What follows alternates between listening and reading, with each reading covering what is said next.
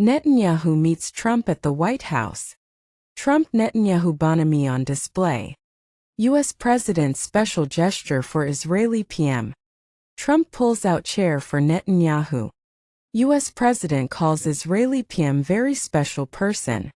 Trump hails great discussions with Israel's Netanyahu on Iran and trade. On April 7, Israeli Prime Minister Benjamin Netanyahu met Donald Trump at the White House, becoming the first foreign leader to personally plead for a reprieve from stinging U.S. tariffs that have shaken the world.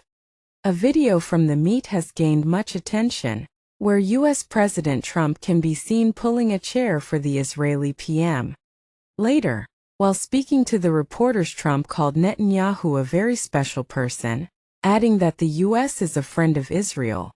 The Israeli premier's visit is his second to Trump since the U.S. president returned to power and comes at short notice, just days after Trump slapped a 17% tariff on Israel in his Liberation Day announcement.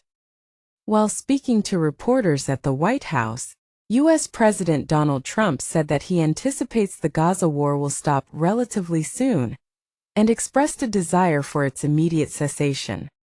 When asked about fulfilling his campaign promise to end the Gaza war, Trump said he would like to see the war stop, and he thinks the war will stop at some point, adding that won't be in the too distant future.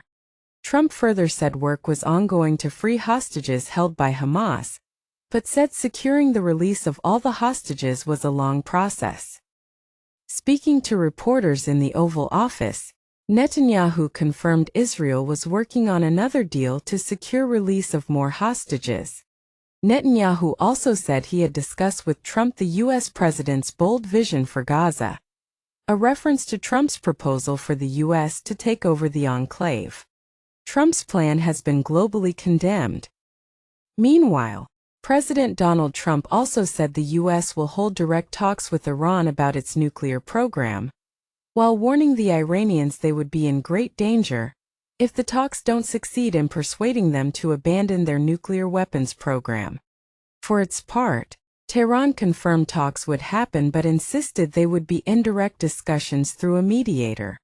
Trump recently sent a letter to Iran's supreme leader, Ayatollah Ali Khamenei, calling for direct negotiations with the United States over its rapidly advancing nuclear program. However, Iranian President Masoud Pezeshkian said in March that Iran had rejected Trump's entreaty, while leaving open the possibility of indirect negotiations with Washington. Netanyahu says he supports Trump's diplomatic efforts to reach a settlement with Iran, adding that Israel and the U.S. share the same goal of ensuring that Iran does not develop a nuclear weapon.